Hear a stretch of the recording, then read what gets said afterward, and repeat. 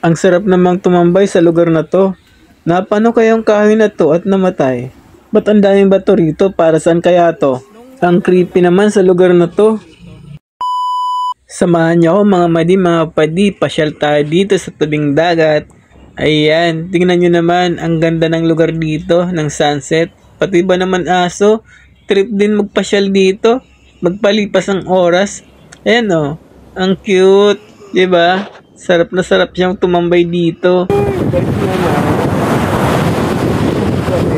Sarap ng buhay. Matapos ko nga makipag-meet and greet sa aso, ayan, naglakad-lakad na nga ako. Ang sarap-sarap ba naman tumambay dito? Ayan, kung ano yung ginagawa ng karaniwan, nagsusulat-sulat sa buhangin, ginawa ko rin. Wala lang, trip lang, wala lang magawa. Sabi nga, eme lang. Ayan po. At syempre, sa lugar na to, parang ang sarap-sarap kalimutan yung mga bagay na nagpapa-stress sa'yo. At sarap-sarap ding mag-isip ng mga positibong bagay na yung kakaharapin sa mga susunod na araw. Di ba ang sarap ng ganun? Yung nare-relax ka at feeling mo ang ganda-ganda ng buhay. O, di ba? Ang drama ko na. Yan.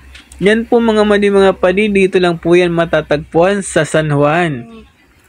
At libre lamang po dyan, wala po kayo dyan babayaran na entrance. At kung mag-cottage kayo, meron din naman, pero mura lang. Ayan. At tingnan nyo naman, oh. Malinis na rin siya. At napansin ko rito, merong malaking puno ng kahoy. Dalawa pa nga ito, hindi lang isa. Sabi nung manong, dati daw noong araw, meron dito malalaking puno. At ito na nga, nagkandamatay na nga. Dahil daw yung alon, yung dagat, ay palapit na ng palapit sa lugar nila. Dati raw, ang layo yan, mapapagod ka raw lakarin yan bago maging dagat. Pero ngayon, andyan na at malapit na sa kanilang lugar.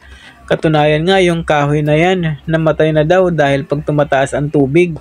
At napansin ko rin dito, yung mga batong to, tinanong ko kay Manong. Sabi ko, para saan po ba to?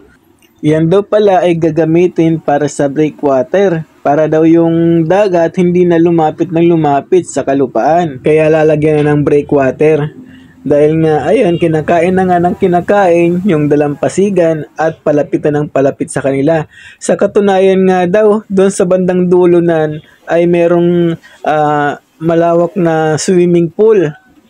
At sa ngayon nga ay kinain na ng todo. So ayan nga po at gumabi na, ayan napadaan ako dito, nakita ko meron din ditong mga nagtatambay-tambay at meron pang nagsisiga dyan minsan. Ayan, may mangiupuan sila dyan at ginagawa nila yung lovers in Paris. Gabi na at ang dilim-dilim na dito. So ito po mga padi, mga kamarison, at nandito ako sa Ternate sa may tabing dagat. At gabi na, medyo creepy. Wala nang tao dito. Doon sa mga nadaanan ko meron pang tao. At pakita ko po sa inyo rito. Ayan. So ayan, di ba? Andun yung Bataan. Ayun yung Bataan. At yung MOA, nandun ang MOA. Tapos nandito tayo sa Ternate.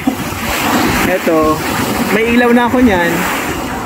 Oh, ang dilim pa rin, ang dilim. At ito yung dating swimming pool daw to. Pero ito masisilip natin dito sa may butas, no.